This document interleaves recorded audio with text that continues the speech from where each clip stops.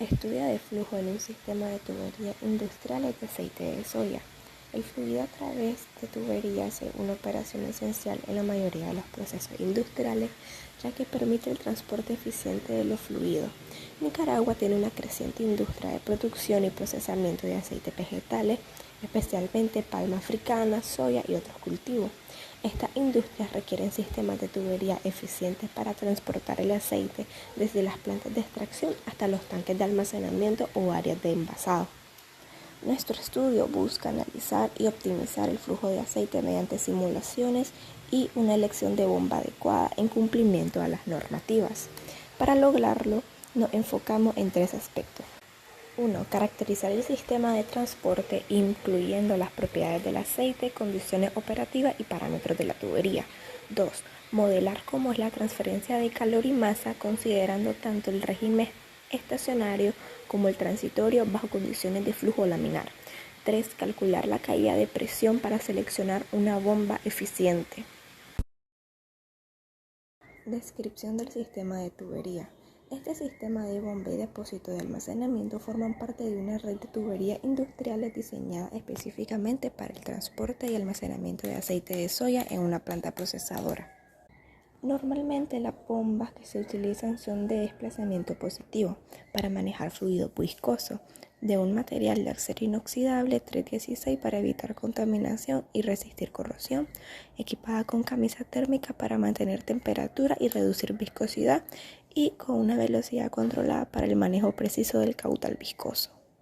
En el depósito tiene un diseño cónico con fondo inclinado para drenaje completo, que es térmicamente aislado para mantener temperatura constante. Tiene un sistema de inertización de nitrógeno para prevenir la oxidación del aceite y agitadores para homogeneizar el producto y evitar estratificación. Algunos componentes adicionales son el prefiltrado, que son filtros de malla para remover impurezas antes de la bomba, intercambiadores de calor que mantienen la temperatura óptima a lo largo de la línea, sistemas de limpieza que son circuitos para limpieza automática con soluciones alcalinas e instrumentación que son viscosímetros en línea, medidores de flujo másicos. Este sistema requiere especial atención a los parámetros reológicos del aceite de soya, que varían significativamente con la temperatura y afectan el dimensionamiento de bombas, tuberías y equipos asociados. Principio de funcionamiento del proceso. El transporte de aceite de soya en tuberías industriales se basa en principios fundamentales de mecánica de fluido y propiedades reológicas específicas de este aceite vegetal. El proceso comienza con el aceite a una temperatura controlada con un rango crítico donde su viscosidad disminuye significativamente, facilitando el flujo a través del sistema. Esta regulación térmica es esencial ya que el aceite de soya presenta comportamiento no newtoniano, siendo su viscosidad altamente dependiente de la temperatura. El flujo se mantiene en régimen laminar mediante el control preciso de la velocidad, calculada mediante el número de Reynolds que considera densidad, viscosidad, velocidad y diámetro de tubería.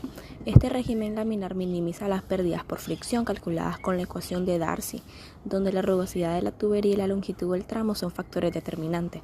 Las pérdidas menores en válvulas y accesorios se cuantifican mediante coeficientes K específicos. Un aspecto clave es el sistema de inertización con nitrógeno, que previene la oxidación del aceite durante el almacenamiento y transporte. Este gas inerte desplaza el oxígeno en los espacios de cabeza de tanque y depósito. Simultáneamente, filtros de malla retiran impurezas sólidas, mientras que intercambiadores de calor mantienen la temperatura óptima a lo largo de toda la línea de transporte, asegurando la calidad del producto final y la eficiencia energética. Aplicaciones. En la industria alimentaria está en la extracción y refinación de aceites vegetales, en el transporte desde prensa extractores hasta tanques de almacenamiento, en la producción de alimentos como el suministro a líneas de margarinas, mayonesa y aderezos, alimentación de equipos para cocción y fritura industrial. 2. En la industria bioenergética para biodiesel, en la transferencia de aceite crudo a reactores de esterificación, recirculación en sistemas de purificación también en el lavado y secado. 3. Industria cosmética y farmacéutica, en la producción incipiente, en el transporte esterilizado a áreas de fabricación de crema y emulsiones y suplementos nutricionales. 4. Logística y distribución, carga en terminales portuarias o centralización en parques industriales, donde aquí se encuentra la transferencia entre tanques de almacenamiento y buques cisternas o redes de tuberías compartidas entre múltiples fábricas. 5. En la economía circular, donde aquí se encuentra la reutilización de subproductos, donde el aceite usado se recircula hacia plantas de regeneración y el transporte de ácidos grasos para producción de jabones industriales. Parámetros del sistema. Este sistema de transporte de aceite opera a un caudal de 3.6 metros cúbicos por hora a través de una tubería de acero inoxidable con diámetro interno de 0.05 metros.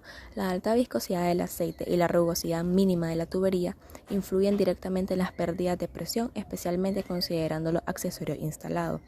Estos valores son claves para calcular el régimen de flujo y garantizar un funcionamiento eficiente. La densidad del aceite y la temperatura de operación son críticas para determinar la energía requerida en el bombeo. En la práctica se recomienda aumentar la temperatura para reducir la viscosidad y minimizar pérdidas, ya que a 20 grados centígrados el aceite es más espeso, lo que exige mayor presión en el sistema. Estos parámetros permiten modelar el comportamiento hidráulico y optimizar el diseño de la red de transporte. Para el modelado en estado estacionario requeríamos modelar la transferencia de calor del fluido, el aceite de soya, dentro de la tubería. Así que considerando flujo laminar, transferencia de calor solo radial, perfil de temperatura y de velocidad estable en Z, planteamos el balance de energía general, la primera ecuación que podemos ver ahí.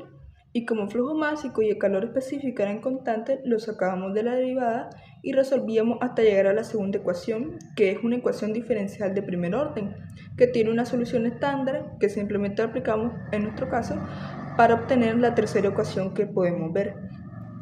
En estado transitorio, ahora el fluido sí cambia de temperatura con el tiempo y hay convección en la superficie de la tubería. Así que el balance de energía en estado transitorio pasa a ser el que vemos ahí abajo, la primera ecuación. Haciendo algunas simplificaciones, considerando que el flujo era casi plano en Z, solo dominado por enfriamiento radial y con flujo laminar y constante en el tiempo, además de que las propiedades del sistema estaban uniformemente distribuidas en el espacio, llegábamos a la segunda ecuación, que similar a cuando estamos en estado estacionario, tenía su solución estándar y que aplicamos en nuestro caso para obtener esa tercera ecuación que vemos allí. Con eficiencia la calculábamos utilizando la ecuación de ahí abajo. Para el aceite de soya, nosotros modelamos el transporte de TBHQ como parte del modelado de transporte de masa. El fenómeno completo se modela usando la ecuación de convección-difusión y asumiendo que la convección domina sobre la difusión y que el flujo era estable, llegamos a la segunda ecuación. Con el número de Peclet, nosotros determinábamos que la convección dominaba en nuestro sistema, así que en la tercera ecuación nosotros despreciamos la difusión y modelamos solo el movimiento por flujo. Resolviendo y aplicando otras simplificaciones, llegamos a la cuarta ecuación. Resolviendo numéricamente la ecuación en estado estacionario de la transferencia de calor en MATLAB, nosotros obteníamos la gráfica de la izquierda, que es el perfil de temperatura del aceite en la tubería. Es básicamente la temperatura promedio. Como podemos ver, el fluido experimenta una disminución progresiva debido a la transferencia de calor hacia la pared de la tubería. Pero esta reducción es relativamente pequeña, es solo de 0.8 grados Celsius si observamos.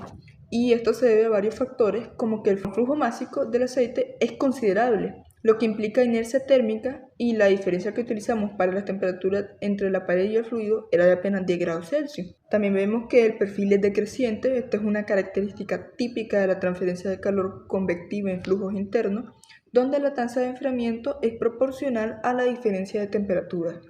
Este resultado confirma que en sistemas industriales con fluidos viscosos y diferencias térmicas moderadas, la transferencia de calor es un fenómeno progresivo y puede requerir longitudes considerables para lograr un cambio térmico significativo, que además depende de las propiedades del fluido, como las condiciones de entrada, el coeficiente de transferencia y la temperatura de las paredes. De las gráficas de la derecha, se puede decir que la eficiencia térmica es directamente proporcional al grado de enfriamiento. Cuando el fluido ha cedido todo el calor posible, la eficiencia térmica llega al 100%, validando así la correcta transferencia de calor del sistema. El paralelismo entre las curvas demuestra que enfriar el aceite más rápido significa también ganar eficiencia térmica más rápido. El sistema de tubería es capaz de alcanzar un equilibrio térmico eficiente en aproximadamente 2000 segundos o 33 minutos. Después de ese tiempo, el aceite fluye a temperatura constante sin más transferencias significativas. En la evolución de la concentración de TBHQ en la tubería, la onda que se aprecia en la gráfica es el antioxidante siendo transportado por el flujo de aceite de soya a lo largo de la tubería, moviéndose sin deformarse debido a que la convección domina completamente sobre la difusión. Como la difusión molecular es despreciable, el TBHQ no se dispersa, no se mezcla espontáneamente en el aceite, sino que se mueve junto al aceite. La concentración del antioxidante está localizada en un pequeño tramo de la tubería, el resto de ella está vacía, es decir, en una concentración cero. El frente de alta concentración se desplaza en dirección positiva de entrada hacia la salida a una velocidad constante. En las simulaciones se usó un radio de 0.05 metros. No se realizaron variaciones sistemáticas en este parámetro, pero los perfiles térmicos y de concentración obtenidos muestran una buena eficiencia térmica y transportes convectivos dominantes. Si se aumentara el diámetro, se reduciría la velocidad y en consecuencia el número de Reynolds sería menor. Esto da lugar a una mayor resistencia térmica, pero menor eficiencia en consecuencia.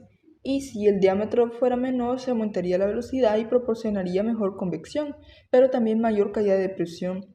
Así que determinamos que el diámetro actual es adecuado para mantener un régimen laminar controlado, con buena eficiencia térmica y sin penalización de presión excesiva. Según las normativas internacionales y otros criterios, para procesos en contacto con alimentos o antioxidantes, el acero inoxidable es el material más recomendado, ya que tiene alta resistencia a la corrosión, no reacciona con el TBHQ y está aprobado por distintas normas sanitarias. En el espesor de la tubería, considerando factores de manufactura, seguridad y normativa industrial, se recomienda una tubería schedule de 10 o 40 de acero inoxidable, básicamente espesores de 1.65 a 2.77 milímetros, cumpliendo con los criterios de presión y durabilidad y limpieza sanitaria. En el aislamiento térmico, según los criterios del Código Técnico de la Edificación, para instalaciones en interiores de fluidos calientes, el espesor mínimo normativo exigido para un sistema como el nuestro es de 40 milímetros. Se recomienda usar espuma elastómera como aislante, ya que tiene un rango de temperatura adecuado, hasta 105 grados Celsius sin deterioro, y una baja conductividad térmica que permite mantener controlada la temperatura de manera eficiente. Para la selección de la bomba utilizamos los siguientes parámetros y calculamos las pérdidas por fricción, pérdidas menores, incluimos los coeficientes típicos de los accesorios y calculamos la presión total.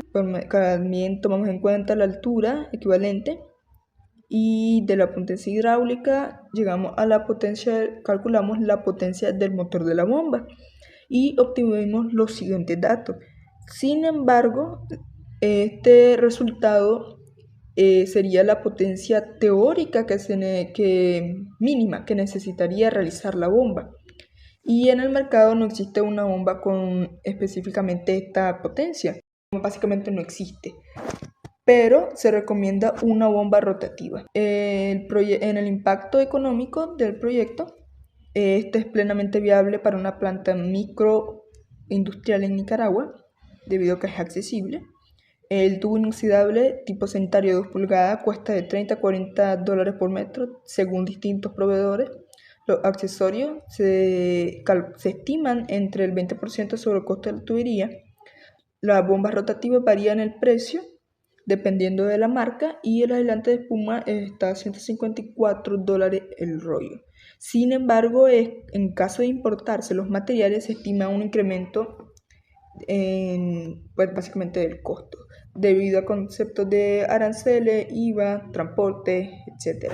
Con respecto al impacto económico ambiental, no se prevé ningún efluente líquido, ya que el aceite se maneja en un circuito cerrado, el riesgo de derrame es bajo, la bomba también de baja potencia, solo es ruidosa de manera marginal, por lo que no se esperan emisiones acústicas. En el marco legal y regulatorio, la ley número 217, la Ley General del Medio Ambiente y Recursos Naturales, exige estudios de impacto ambiental para proyectos que puedan afectar significativamente el entorno. y el decreto 20 de 2017 de Nicaragua establece un sistema de evaluación ambiental para el uso sostenible de los recursos naturales de conformidad con el actual crecimiento económico y social del país. De esto se encarga el Marena. Tienen 5 niveles en los cuales ellos evalúan el proyecto y lo clasifican en alguno de estos, y dependiendo en qué nivel haya quedado el proyecto, ellos evalúan el impacto ambiental que tiene el sistema y lo hacen en conjunto con otras instituciones como la alcaldía o gobiernos municipales.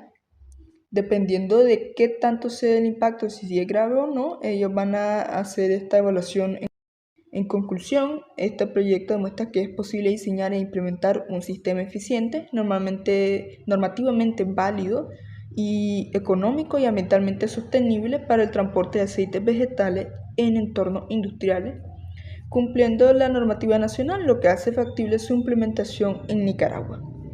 Se logró modelar, analizar y optimizar un sistema de transporte de aceite de soya en tuberías industriales, integrando fenómenos de transferencia de calor, de masa y de momento.